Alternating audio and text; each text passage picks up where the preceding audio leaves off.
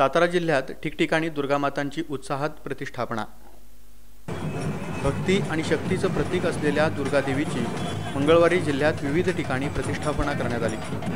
आदिमाया जगदंबेच्या आगमनासाठी पूर्वतयारी झाली आहे। मंगळवारी सकाळपासूनच विविध मंडळांनी ढोल ताशांच्या गजरात दुर्गादेवीची मिरवणूक काढून प्रतिष्ठापना केली।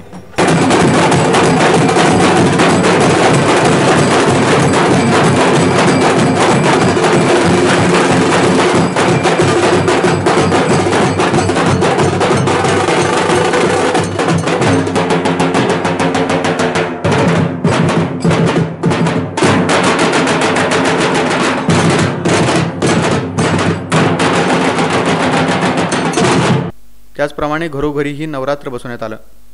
या 9 दिवसात विविध कार्यक्रमांचं आयोजन करण्यात आलं असून सर्वत्र उत्साहाचं वातावरण आहे। दुर्गादेवीला भक्तीबरोबरच दांडिया खेळण्यासाठीही तरुणाई आतुर झाली असून त्याची पूर्वतयारीही सुरू आहे।